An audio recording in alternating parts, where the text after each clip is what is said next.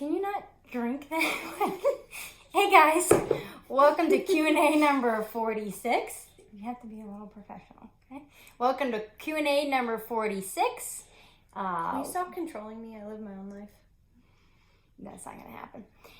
And we are here to help you. My name is Whitney Whitaker. I'm the owner and dog trainer at Milligan Valley, and this is my assistant and my buddy and my pal. And she also helps me train dogs, and she's here to read my questions for me. Anyway, a lot of the questions that we get in the Q&A are typically punishment-based answers. And the reason that they're punishment-based answers is because folks are asking us how to stop an unwanted behavior. So if we want to stop an unwanted behavior, the only way to do that is through discipline and correction. If we want to if we want to teach a behavior, then we reward it. So that's it. It's dog training in a nutshell. Right? I'm ready. Are you ready? Mm-hmm. Okay, get all your names. I'm not going to bomb anybody's names. I'm sure I'm going to bomb somebody's name. Thanks for pointing it out. They don't know it. I know. Some people just tune in to see if I'll bomb another name. Tune in. And just climb up on the roof and get the satellite right and tune in. Yeah. You know, you're getting up there. I'm getting up there? Yeah. Yeah. Why don't you answer some dog training questions? All right, let's stop trying to be funny. Trying. Ula Riccobono. Hey, how are ya? You can't answer because this is pre-recorded, but hope you're doing well. Go ahead. They didn't know that, so I'm glad you pointed it out. You can't answer. Go ahead. Working with Jetty on Come and Heel to improve his leash skills. When she's practicing recall, though, he keeps moving to her right. She can't figure out how to get him back to her left. She doesn't want to move herself to him. She would prefer him to move to her left.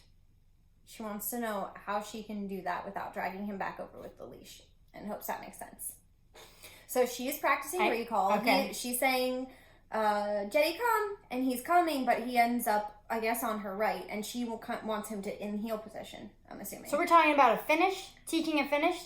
Well, that's what I'm thinking, but she might not even know that's what she's wanting to do. Because a lot of times in our normal day-to-day pet dog training, we don't actually require that. We only require that if the person really, really wants it. Yeah. And then we'll teach that. Unless I'm misunderstanding her question. I feel like that's what she's saying. Yeah. I feel like that is what she's saying. Mm-hmm. So here's the thing. If he's food motivated, lure him with food where you want him. Okay? So again, anytime we're trying to teach something, we reward it. Okay? So if you want him to be on a certain side, when he recalls to you, then you need to take your food reward and you can just lure him to the left side. And you gotta do reps like over and over and over again before it like sticks. And then he'll naturally just glide to your left. So I think that's what you're talking about is a finish. So if you want him to go around back and finish, then you lure him and give slight leash guidance and get him to go around back. Or if you wanted him to do a flip finish, he comes, he sits in front of you, and then you can use your food reward and make him do a flip finish here on the left. So I hope that was what your question was. If it's not, though, write in and let us know, and we'll answer the actual question. Yeah. If it's not. Yeah, we'll be back. Yeah, okay. Can I go? Yeah, you can go. Linda Daughtry. Hey, Linda. Okay, so she has a 6.5-year-old golden retriever who's extremely timid and fearful of sounds. Not treat-driven, won't eat at all if the neighbors are mowing or playing their music too loud. She says, not sure how to work on desensitizing her without traumatizing her.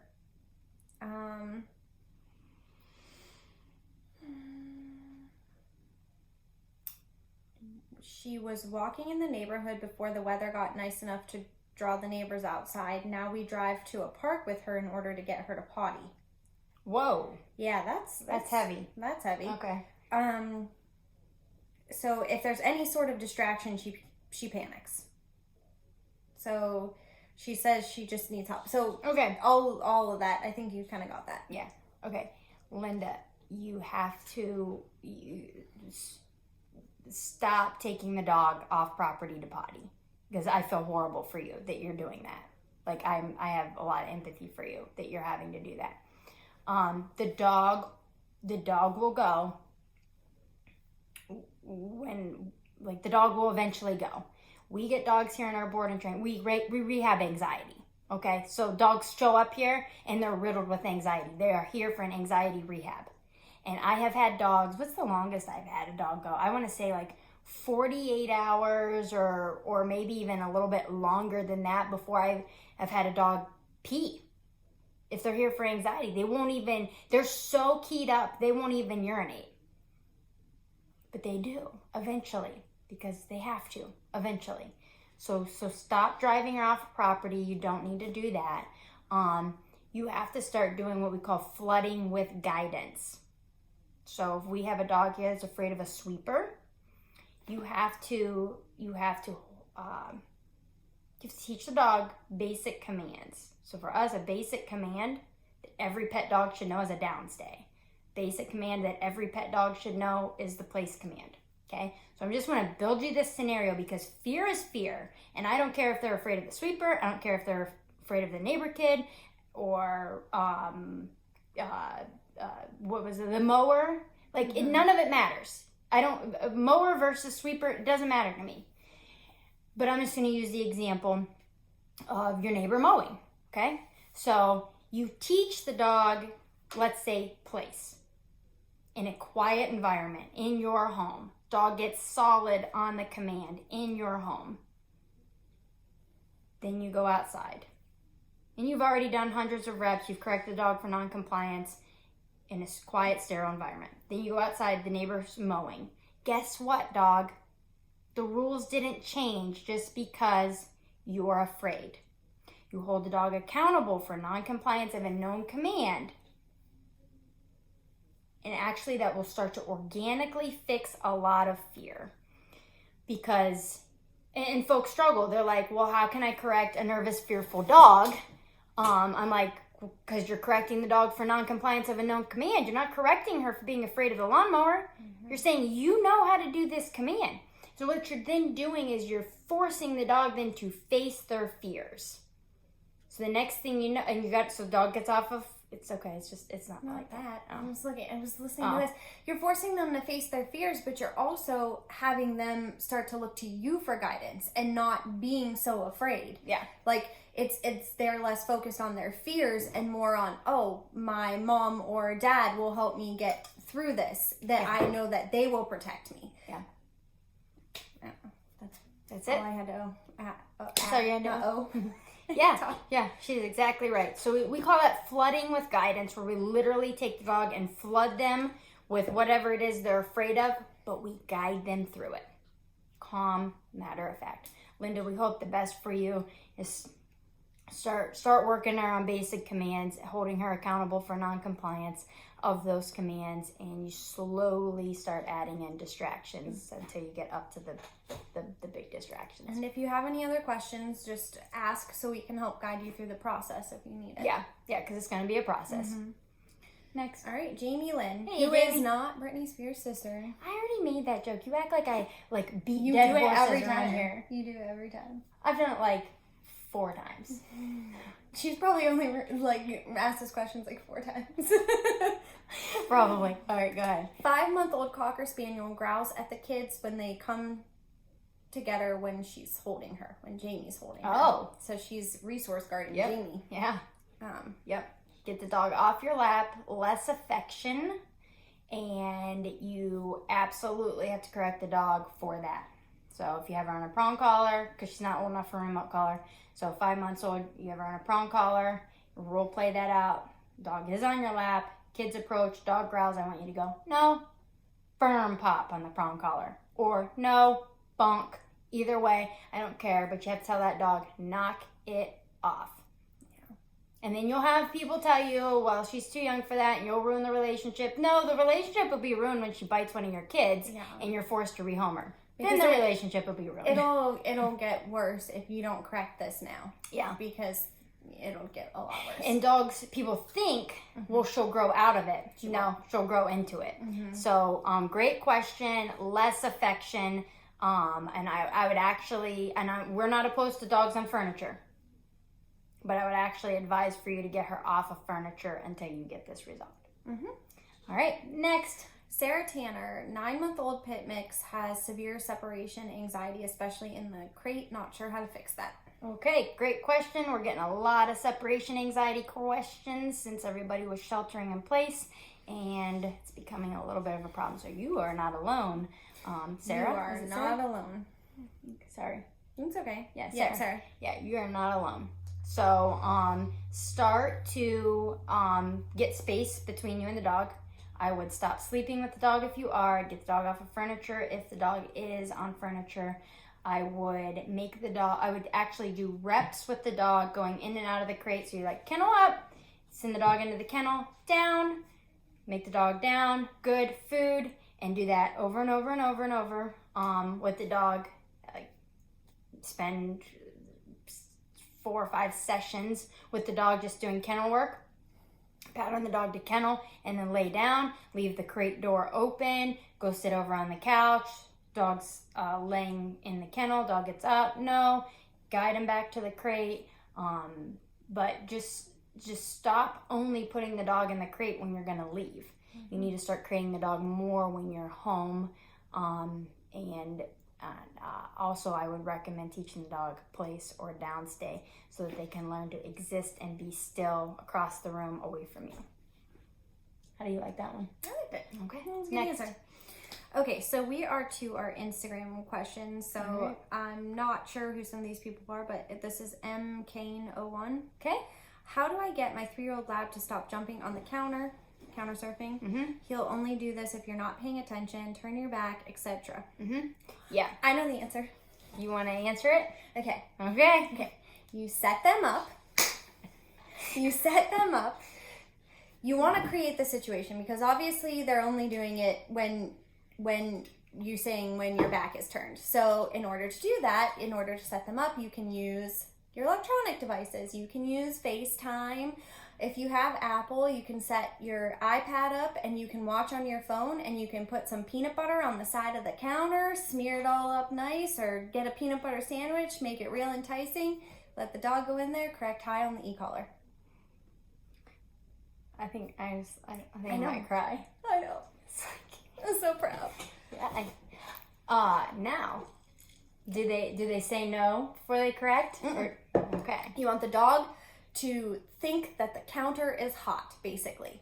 No is not necessary because the dog should never be doing that. Yep. Because that could be the difference between life or death for that dog.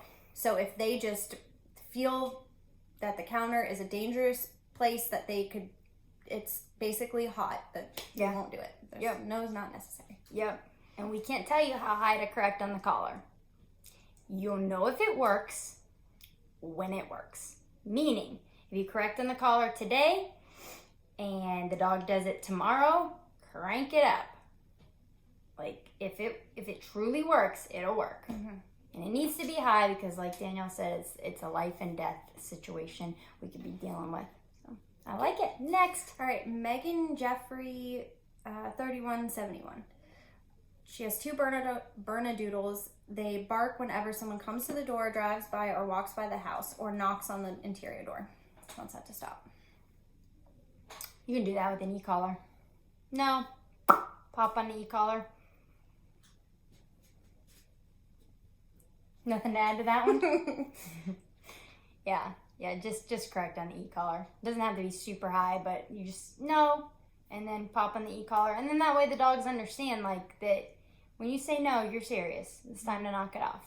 Same kind of deal, though, as with the other one, as far as, like, if you do it once on a certain whatever number you choose, and they do it again, then it didn't work. So you have to do it again at a higher number. That's the idea of it, is that it would work. It would work. If it works, it works. Right. And if you don't have an e-collar, you could bonk the dog. You could say no and bonk the dog. And we have videos on YouTube showing how to make a bonker, how to deploy a bonker. So, but you could bonk the dog if you don't have an e-collar. Thanks for the question. All right, and our last one is Heidi Santucci. Santucci. Whoa! I can't. Like, you did that pretty good. I bet you that was right. Yeah. It's not a hard name. I kind of thought. Sounds like a mouthful. So, her 16-week-old puppy is afraid of other dogs. He won't go for a walk in the neighborhood if he hears another dog barking. So, 16 weeks old, go ahead and put that dog on a prong collar. We have videos on YouTube on how to use a prong collar. So go ahead and put that dog on a prong collar, and you can just, as you're going, and the dog's like, no, you can pop, loose, until they catch up with you. And then you're like, listen, I'm driving this plane. You're just shotgun. Like, let's go. And just show some leadership. Mm-hmm. So the best way to show leadership is through the walk. So we recommend, and you clearly follow us on Instagram. We just put up a bunch of stuff about the walk. So go back through the feed and watch some of those videos. But on YouTube, we have videos on the walk, how to do it with prong collar, and that may seem like you might be thinking like, okay, but he's only a puppy, and like I don't want to like discipline him. He's afraid. This is the same thing that we always talk about. You have to be valuable to your dog, and you have to show leadership. And that's what this will do. Doing that walk on the prong collar will tell your dog that you are in charge, so you will protect your dog. So it's working him through his fear. So it's okay, you're afraid, but guess what? We're going to still do this. I'm going to work you through this fear. You're going to come with me anyway, even though you're afraid. Yep, absolutely. That's a game changer. Start the walk. It's the best place to start. Next. Is that it? That was our last one. Hey guys, those were some good questions. We love helping you. Remember, you can watch as many dog training videos as you want. You can read about dog training. You can listen to dog training podcasts. But the only way that you're going to see success and any of the advice given is through the application of information.